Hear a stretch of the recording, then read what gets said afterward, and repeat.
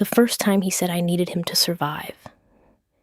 He was standing in my kitchen with one hand around a coffee mug I had bought, in a house my credit had saved, talking to me like oxygen itself had his name on it. He didn't raise his voice. That would have been easier. Instead, he smiled, tired, patient, almost pitying, like I was a woman he'd already outgrown and was now expected to explain simple math to. "You can be mad," he said, glancing toward the stack of unopened mail by the fruit bowl. "But let's not pretend you make it without me." The words landed harder than shouting. Outside, the morning in Bellevue looked polished and harmless. Wide sidewalks, trimmed hedges, SUVs pulling out of driveways. The kind of neighborhood where disaster always tries to arrive wearing clean shoes. The sun hit the windows over the sink and turned everything bright enough to feel fake. I remember my fingers tightening around a dish towel. I remember the sound of the dishwasher humming. I remember the exact envelope sitting on top of the pile. The one from the bank. The one he thought I hadn't seen yet.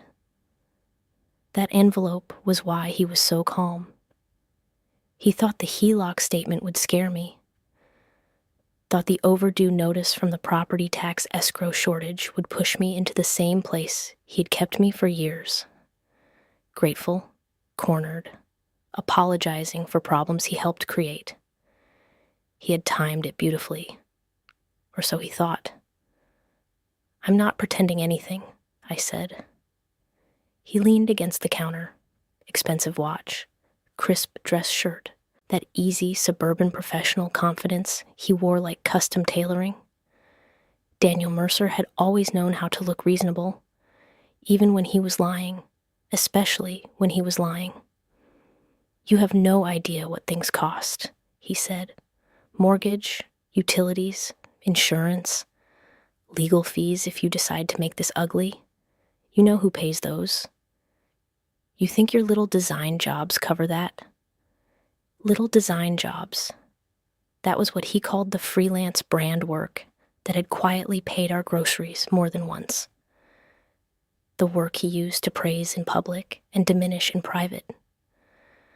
The work I'd squeezed into early mornings and midnight hours while raising a son, managing a house, and spending 12 years being told I was almost capable, almost independent, almost enough.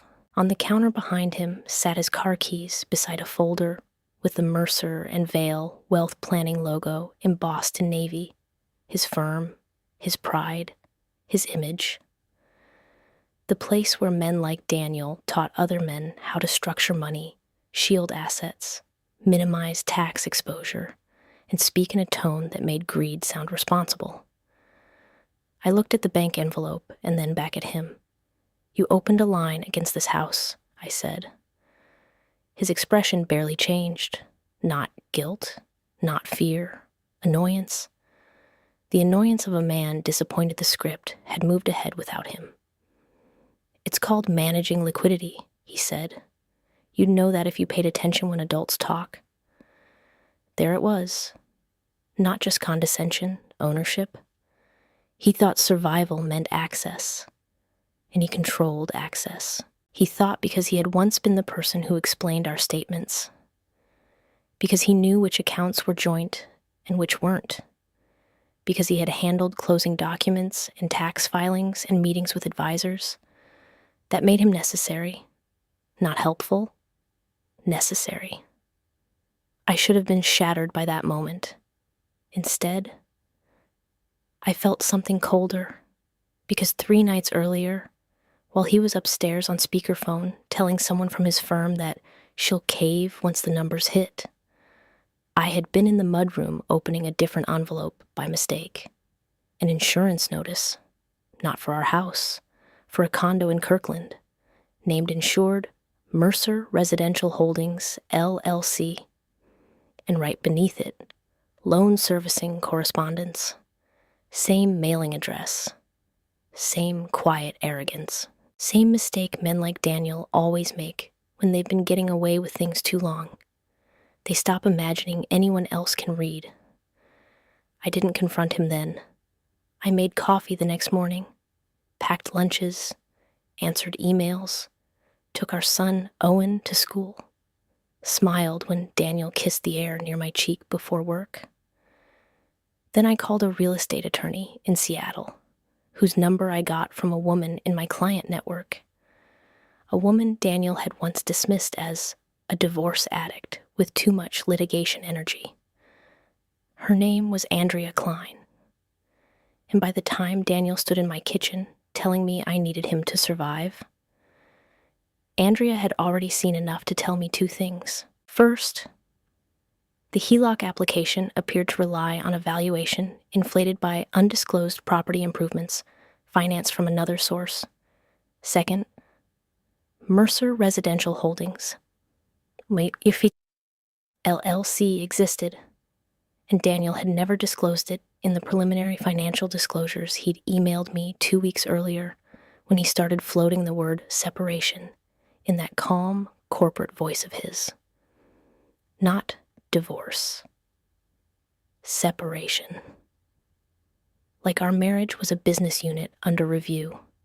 So when he stared at me across the kitchen and waited for fear to bloom, I just folded the dish towel and set it down. "You should go to work," I said. He blinked once, thrown off by the absence of panic. Then he gave that small smile again. The one that had charmed clients, fooled neighbors, and kept my own mother saying things like, well, at least he provides. "I know you're upset," he said, "but let's be adults. If we do this the easy way, I can make sure you and Owen are taken care of. If you start listening to people who fill your head with nonsense, you'll spend money you don't have, and by the end you'll still need my help. Need help taken care of." He loved those phrases because they sounded generous while hiding the knife. I wanted to tell him that Andrea had already advised me not to move money, not to leave the house, not to sign anything, and not to discuss strategy without counsel present. I wanted to tell him that I had copied every statement I could find from the office filing cabinet while he was at the gym. I wanted to tell him the Kirkland condo wasn't titled to some clever, anonymous shell. It was tied to paperwork that would drag sunlight onto every shadow he had counted on. Instead, I said, "You should really get to work." His jaw shifted, just slightly, a crack in the polished glass. Then he grabbed his keys in the folder, paused at the mudroom doorway, and looked back.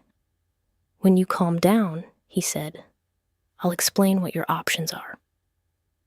The front door closed behind him. I stood in the silence for a full 5 seconds, then walked to the window and watched him back the Audi out of the driveway with the ease of a man who believed he still controlled the map. By 10:30, I was in Andrea's office overlooking Elliott Bay, with copies of our joint statements, tax returns, property documents, and the LLC printout spread across a conference table between us. Andrea wasn't dramatic. That was what made her frightening in the best way. Early 50s, sharp bob, navy suit. Glasses she only wore when reading something that had already disappointed her. She moved through paper like a surgeon moving through tissue. Efficient, unemotional, interested only in what could be proven. "He's sophisticated enough to be dangerous," she said after 15 minutes. "Not sophisticated enough to be invisible." I sat there with my hands clasped so tightly my knuckles hurt. Can he force me out of the house? Not quickly, not legally, not without process. And with a minor child in residence, optics alone make that harder. "He's making it sound like I'll be broke in weeks." She looked up. "That's not a forecast. That's a tactic." The words settled into me slowly. Tactic. Not truth. Tactic. She asked a series of questions, who paid the down payment, who handled tax filings, whether I ever signed anything at home outside formal closings, whether Daniel used digital signature platforms, whether there were trusts, family transfers, or intercompany loans, whether his firm had any role in advising on properties where he held an undisclosed interest. With every answer, the room changed shape. The marriage story shrank, and the money story grew.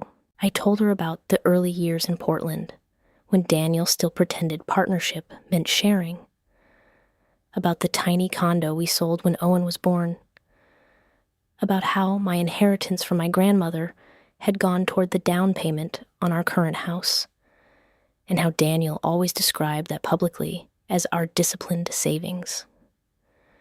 About the way he'd nudged me out of my full-time agency job after Owen started kindergarten.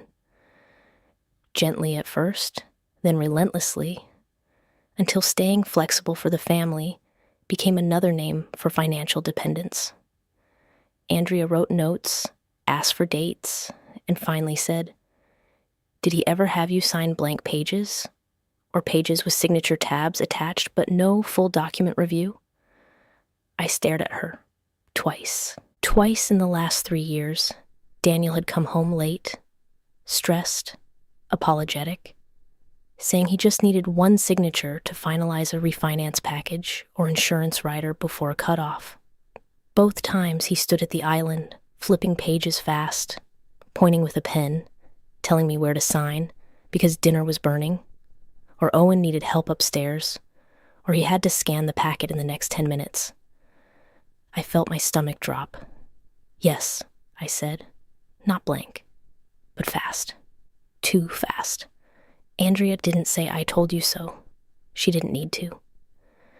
"Get me any emails, portal notices, or document history you can," she said. "And don't alert him. Men like this become more honest under subpoena than in kitchens." I should have laughed. Instead, I almost cried. Not because I was helpless, because for the first time in months, maybe years, someone was speaking to me like I wasn't. When I got back home, the house felt staged. Clean counters, hardwood floors, family photos on the stair wall showing a life that had always looked more balanced than it was. Daniel and Owen at a Mariners game.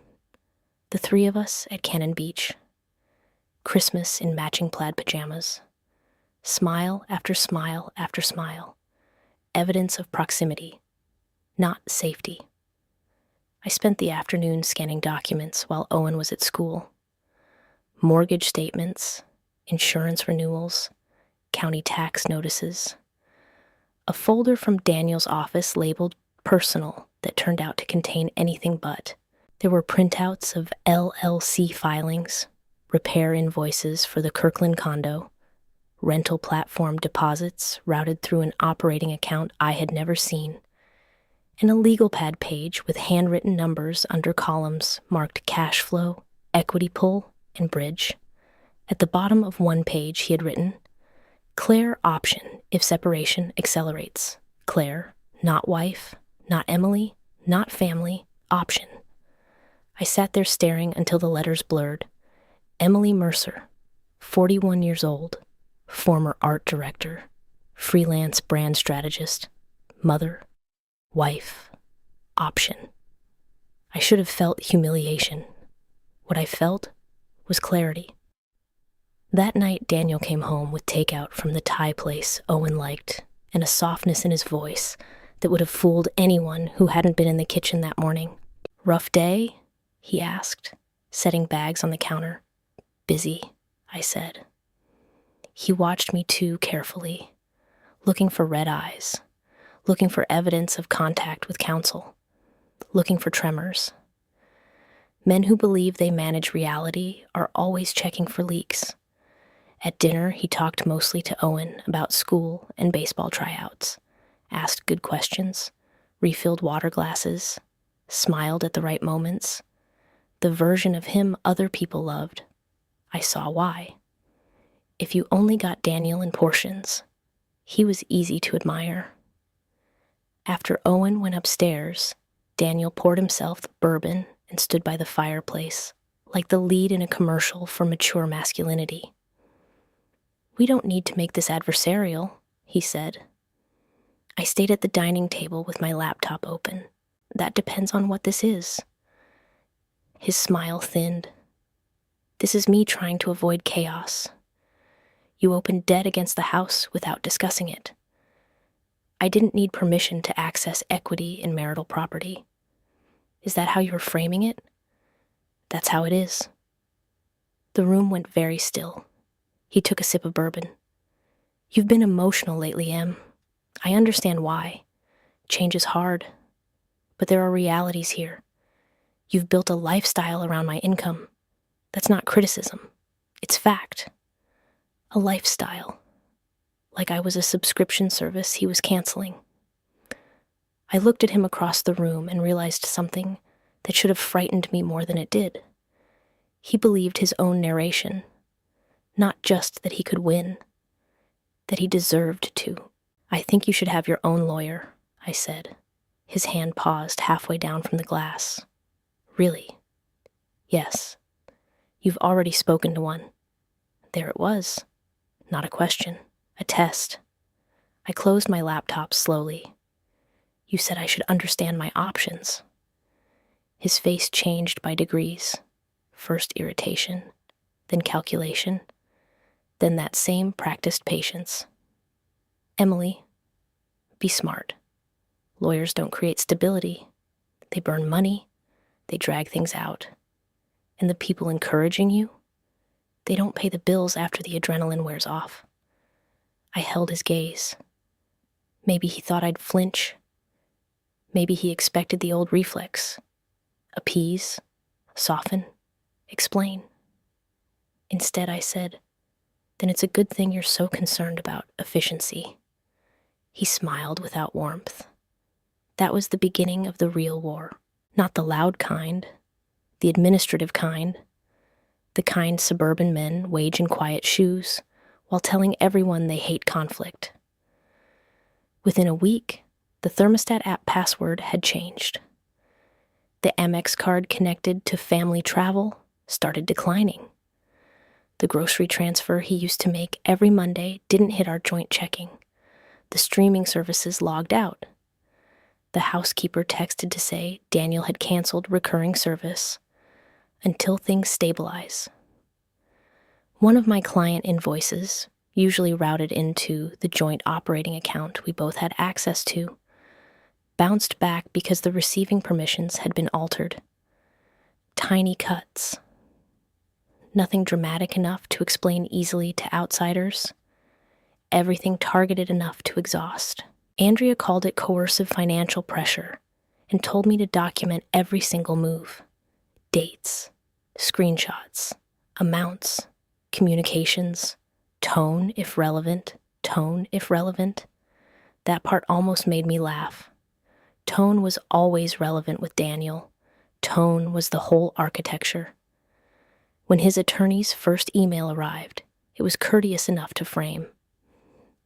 They proposed a temporary arrangement for household efficiency.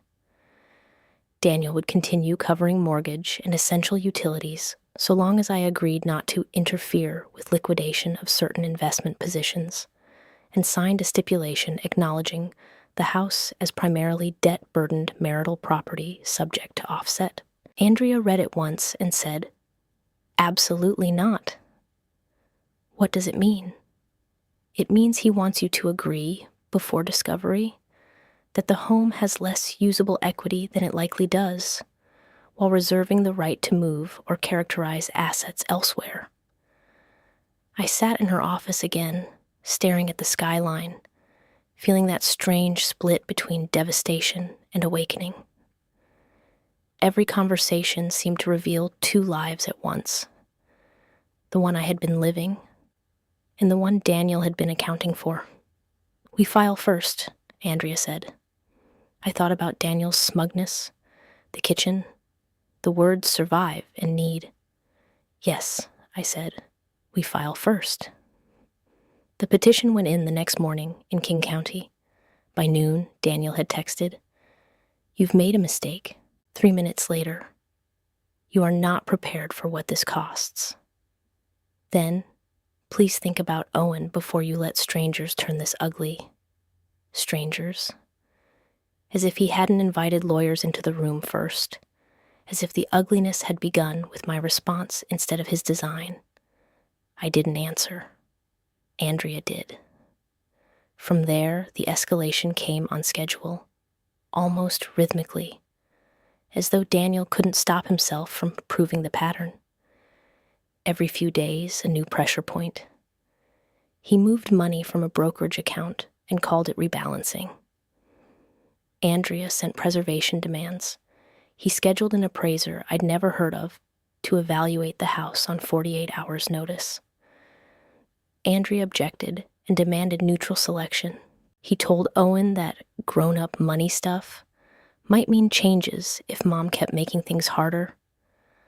I found out when Owen, pale and trying to sound casual, asked me whether we'd have to move because lawyers cost too much.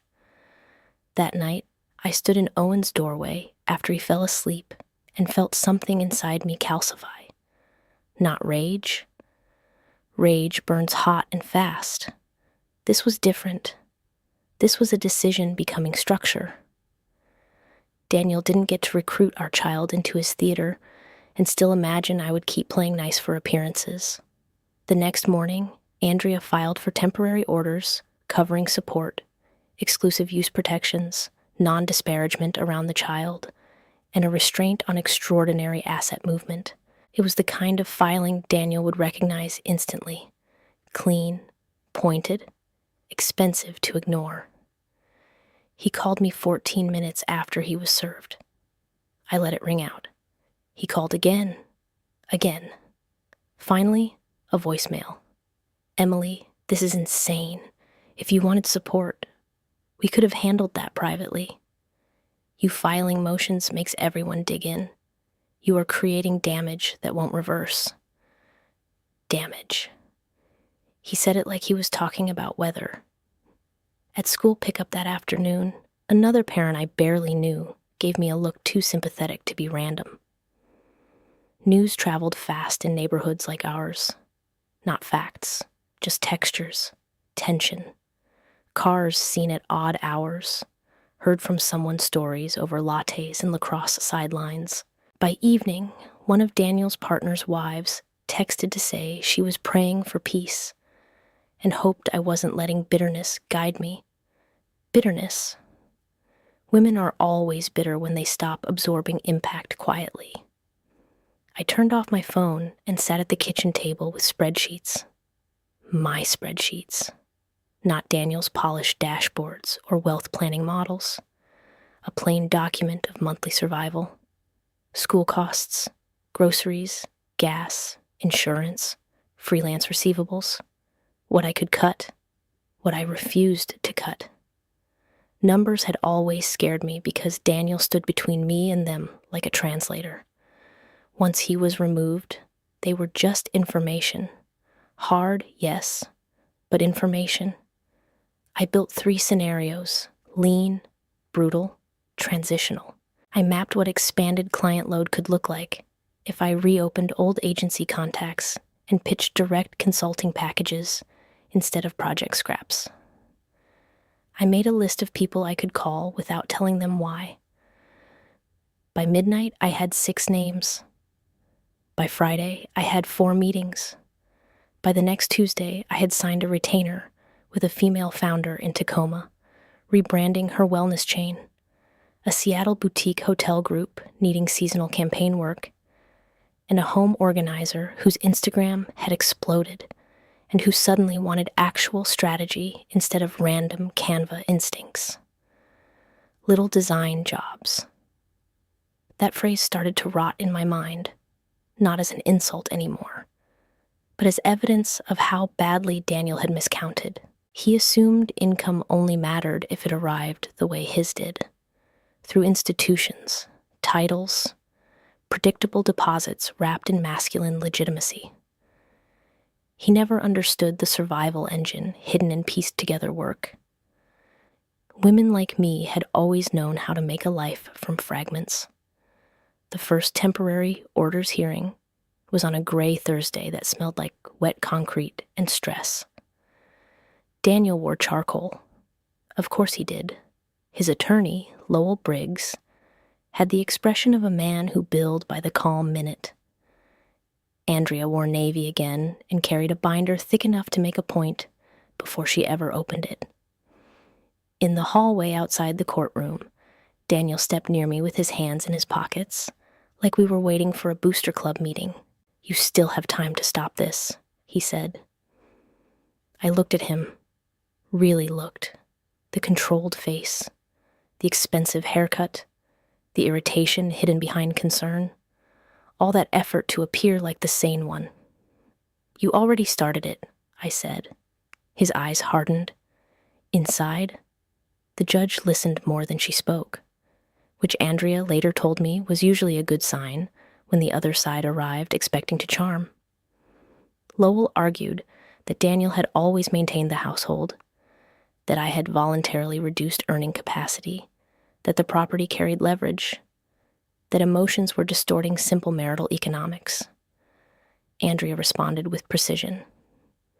My contribution to the down payment from traceable separate property inheritance, the undisclosed HELOC, the existence of Mercer Residential Holdings LLC, omitted from preliminary disclosures, evidence of changed account permissions, the child-related comments, the need for status quo protections until full financial transparency.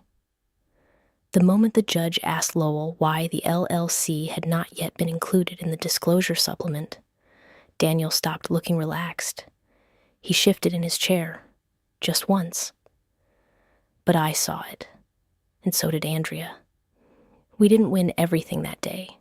Real life isn't built that neatly. But the judge entered temporary orders for child support, provisional spousal support, restrictions on non-ordinary transfers, and a directive for rapid supplemental disclosures. She also warned both sides against involving the child in financial narratives. On the courthouse steps, Daniel didn't speak to me. He spoke through his teeth to Lowell. That mattered more. For about 10 days afterward, he retreated. Silence from his side, fewer texts, more communications through counsel, enough that part of me wondered whether the first crack had finally frightened him into behaving rationally. Then came the school tuition email. A polite notice from Owen's private middle school saying the next term installment had not been processed and would need resolution within 7 business days. I stared at the screen. Daniel had always paid tuition from an account I didn't control. He knew the deadline calendar better than I did. He chaired fundraising committees there. He loved being the competent father in institutional settings. I forwarded the notice to Andrea. Her reply came 3 minutes later. Do not pay from inherited funds or separate reserves without discussing. This may be strategic. Strategic. Everything with Daniel was strategic once fear stopped being an accident and became a tool. That evening, I texted him once. Owen's tuition notice came. Handle it? His answer arrived after an hour. I'm evaluating liquidity. Consequences of litigation ripple. Not even subtle. I showed Andrea the message, and the next day she sent a blistering letter referencing the temporary orders, the child's best interests, and the court's warning about indirect financial pressure through parenting structures. Tuition was paid before close of business, but not before I understood something essential. Daniel wasn't trying to survive the divorce.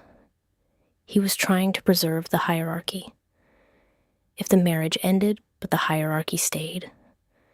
If I left the house frightened, underfunded, grateful for partial rescue, then in his mind he still won. He didn't need love. He needed altitude. The weeks rolled on. Discovery requests went out. Responses came back incomplete. Andrea pushed. Lowell delayed. Supplemental productions dripped in. Tax schedules. account summaries, entity documents, email fragments that raised more questions than they answered. Every answer from Daniel's side seemed written to do one thing: narrow the frame until his choices looked prudent instead of predatory. Then Andrea found the phrase that changed everything: cross-collateralized support structure. It appeared in a lender communication attached to a document dump so sloppily indexed it might as well have been a confession. The Kirkland condo, held under Mercer Residential Holdings, LLC, had been used as part of a support narrative for the HELOC positioning. Not directly secured by our house in the way I first feared, but relevant enough, connected enough, and undisclosed enough to create a discovery explosion.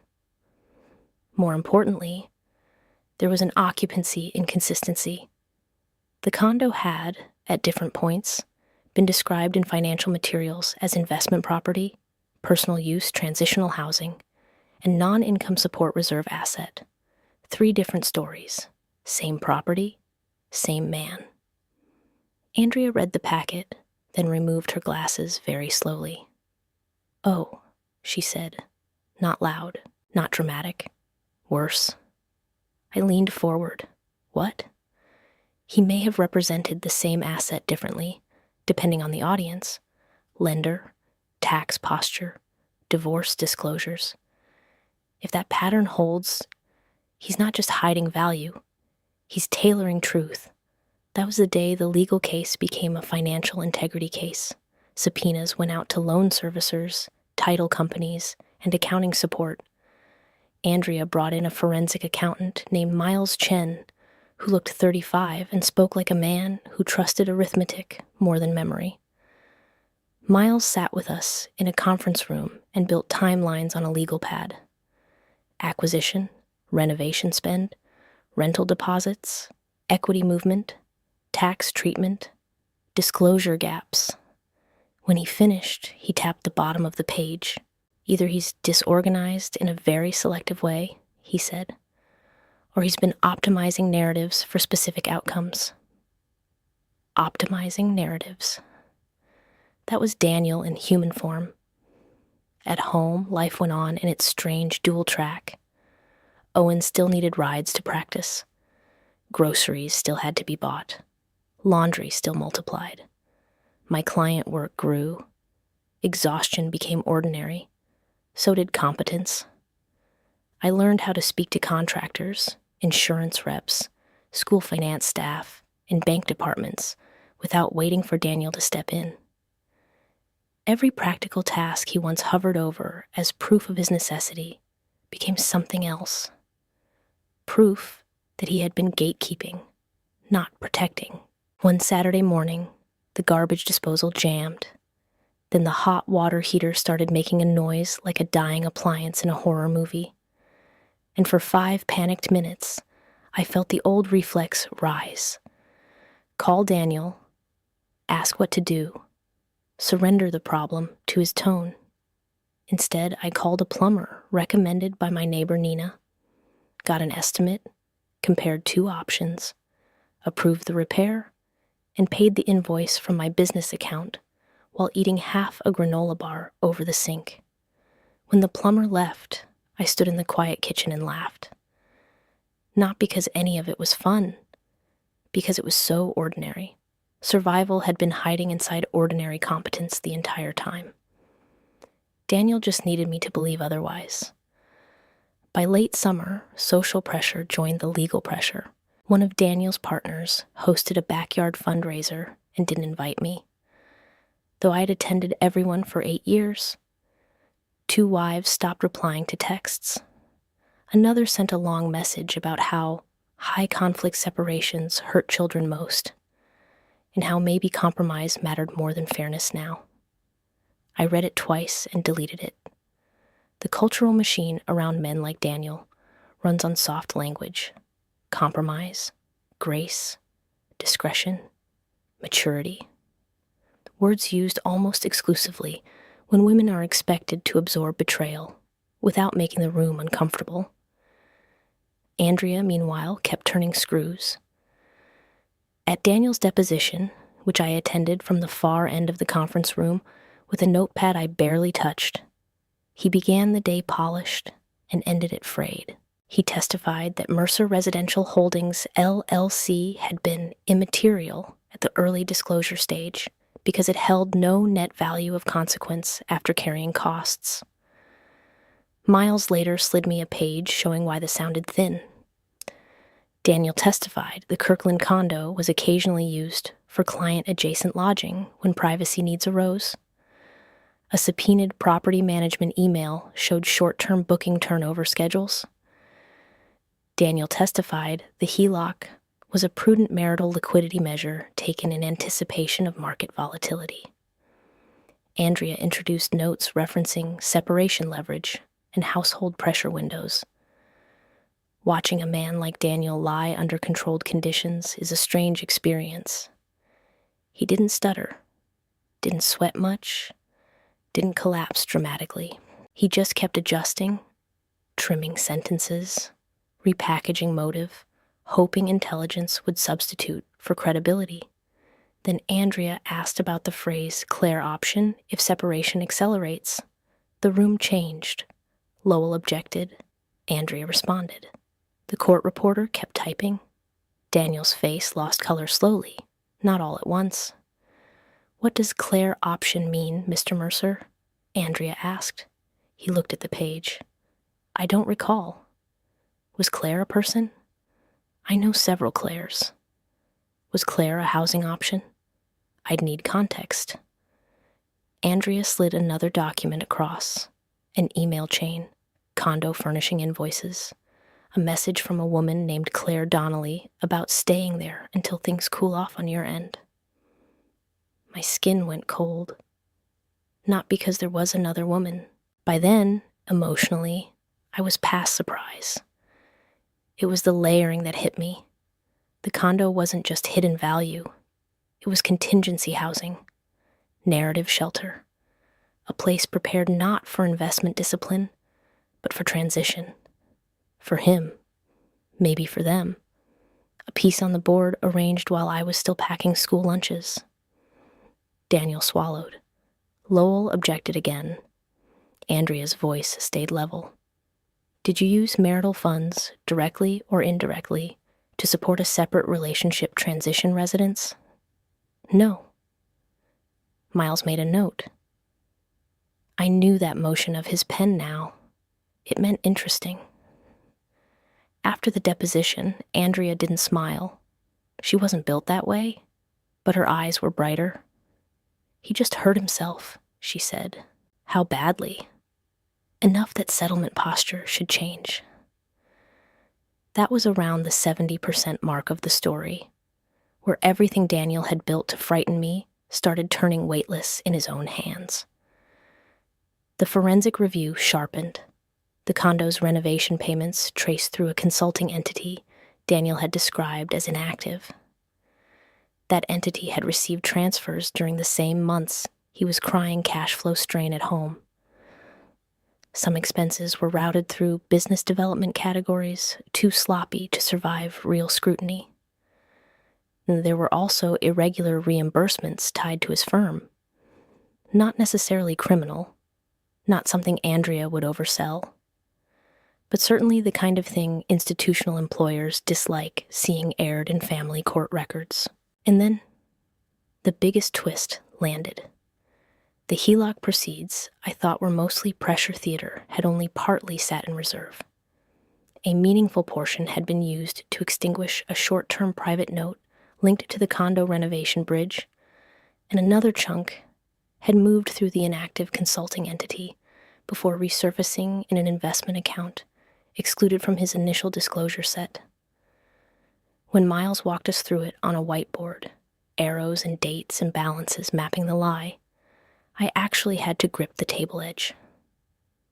"He used house-derived liquidity," I said slowly, "to stabilize the undisclosed property and related exposures, then underreported the broader picture while telling me the house was drowning." Miles nodded once. "That is a fair, plain English summary." Andrea added, "And if we can demonstrate intent rather than sloppiness, we are in very different territory. Different territory.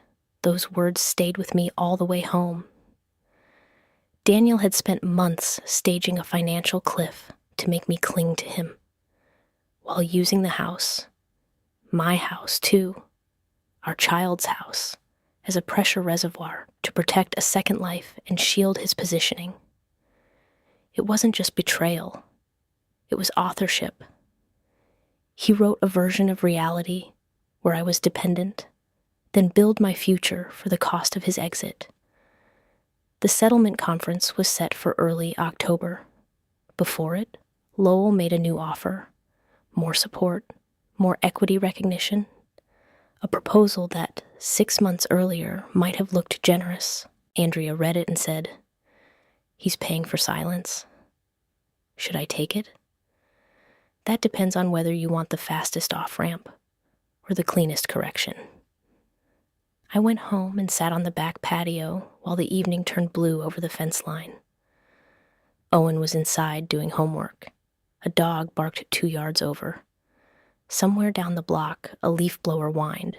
America loves pretending private collapse happens in isolation, but most of it unfolds under sprinkler systems and HOA rules. Did I want speed? Yes. Did I want rest? Desperately. But every time I imagined signing quietly, I heard Daniel in the kitchen saying, "You don't make it without me." Not because the line hurt, because he still believed it. And if I signed too cheaply, too fast, without full correction, some part of him would always go on believing it had been true. I called Andrea. "Push," I said. At the settlement conference, Daniel looked tired for the first time. Not disheveled. He'd never allow that, but worn at the edges. His firm had placed him on internal leave, pending review of personal financial disclosure questions, after subpoena chatter started reaching the wrong inboxes. He hadn't told me directly. I learned it through Lowell's careful phrasing and then confirmed it from a mutual acquaintance who called pretending concern and fishing for details. Power leaves traces before it leaves titles. In a private caucus room, Andrea laid out our position. Reallocation reflecting traced separate contribution, adjusted equity treatment based on concealed asset support flows, reimbursement claims, ongoing support consistent with actual earning disparity, education security for Owen, attorney fee contribution tied to discovery misconduct, in one non-negotiable term. The house remained with me, subject to refinance timing structured around market conditions rather than Daniel's convenience. Lowell kept making the face of a man trying to turn a flood back with sandbags. Daniel asked to speak to me privately in the hallway. Andrea looked at me. "Your choice." I said yes. Not because I owed him that, because I wanted to hear what necessity sounds like when it starts losing. We stood near a vending machine, humming beside a framed courthouse photograph. The fluorescent light was terrible. Good. I didn't want the moment softened. He kept his voice low. "This has gone farther than it needed to." "No," I said. "You took it exactly this far." He exhaled hard. "You are not seeing the bigger picture." I almost laughed. "The bigger picture?" I said. "Is that the condo? The LLC? The bridge note? The hidden transfers? Or Claire?" His eyes flashed. Anger, shame, fear. Hard to separate. That's not what this is about. It became what it was always about when you started using our home to fund your exit. He stepped closer. "You think this ends well for you? You think winning paper terms means you suddenly know how to carry all of this? Taxes, refinancing, maintenance, Owen's future. Life isn't a courtroom soundbite, Emily." There it was again. The old gospel. You can expose me, but you still can't live without me. I looked at him and felt, with total certainty, the distance between truth and his imagination. "You still don't get it," I said quietly. "I've been carrying all of this. You were just standing in front of it." For the first time in 12 years, Daniel had no answer. Not a clever one, not a polished one, nothing. Just silence. The final agreement took 2 more weeks to hammer out, because men like Daniel never surrender without making paperwork crawl. But the arc had turned. He contributed substantially to fees. The house stayed with me under a structured refinance window. My traced inheritance contribution was formally recognized. Support was set from a corrected income picture, not his curated hardship theater. Owen's school costs were secured. Disclosure violations were reflected in the settlement architecture without forcing a full, scorched earth trial that would have consumed another year of my life. Andrea called it a strong result. Miles called it mathematically fairer than most. Nina brought wine and called it karma with exhibits. I called it enough. Not because the pain disappeared, not because justice erases humiliation, but because something far more important than winning had happened. The hierarchy broke. In November, Daniel came by to pick Owen up for a weekend. The weather had turned cold, and gold leaves kept skidding across the driveway. He stood on the porch while Owen ran back inside for his baseball glove. The house looked different now. Not bigger, not richer, more honest.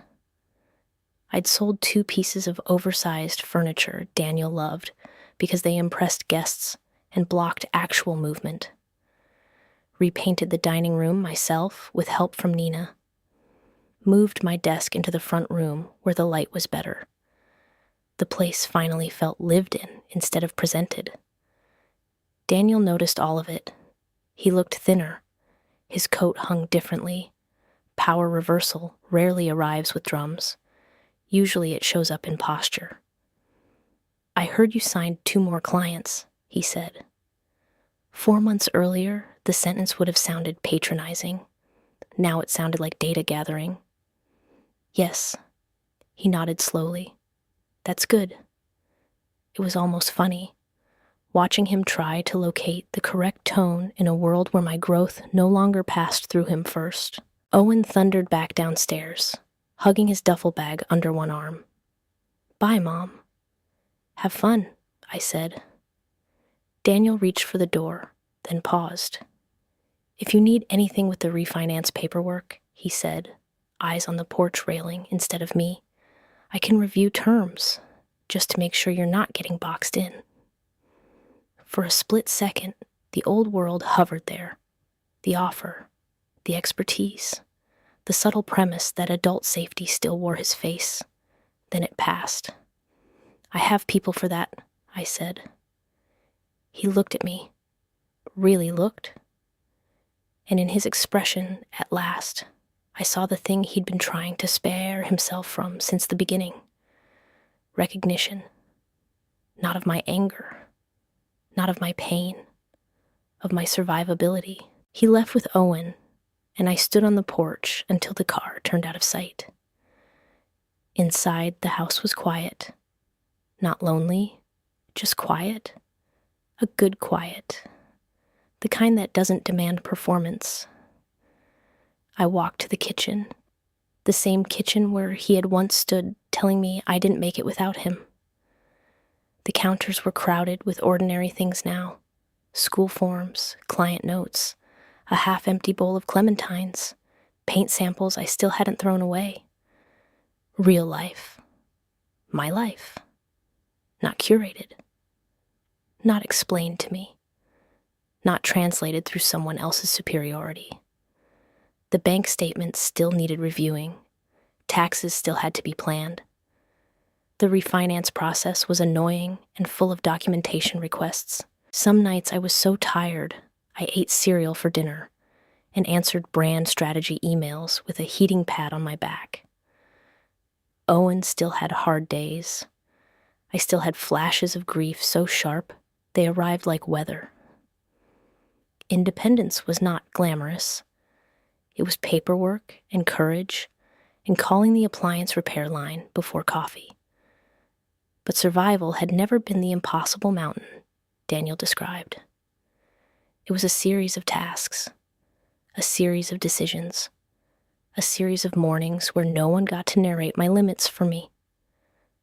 A few weeks before Christmas, I got an envelope from Andrea's office with the final signed order copies and a handwritten note on top. For the record, it was never about whether you could survive, only whether he could keep you doubting it. I sat at the table reading that line twice. Then I looked out at the backyard, bare winter branches black against a pale sky, and thought about all the ways women are trained to mistake endurance for dependence. All the ways control gets dressed up as competence. All the ways the person blocking the door insists he's the one holding up the house. Daniel thought survival belonged to him because money moved more easily through his hands. He thought expertise was ownership. He thought if he could make me afraid enough of invoices and deadlines and legal language and interest rates and school bills and broken appliances and quiet nights, I would confuse fear with truth. He was wrong. Not because I became fearless, because fear stopped making decisions. That was the real reversal. Not the settlement numbers, not the condo exposure, not the embarrassment at his firm, not even the look on his face when I said I have people for that. It was smaller, stronger. The day I opened a spreadsheet without dread. The day I hired the plumber. The day Owen asked if we were going to be okay, and I answered yes without needing anyone else in the room first. Months later, when the refinance finally closed under terms that protected me instead of cornered me, I walked out of the title office with a slim folder under my arm and sat in my car for a full minute before turning the key. Rain tapped softly on the windshield. Seattle winter. Gray and endless and honest. I put my hand on the folder and felt the oddest mixture of exhaustion and peace. No orchestra, no cinematic applause, just breathing. I drove home through wet streets, lined with coffee shops and bus stops, and people carrying on with their ordinary, complicated lives.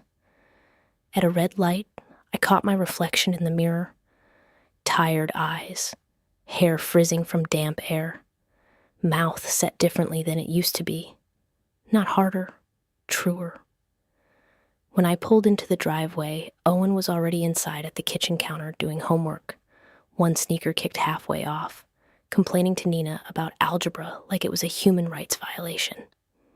She had a mug of tea in one hand and was pretending sympathy. I held up the folder. "It's done," I said. Nina grinned. Owen looked up. "What's done?" I smiled.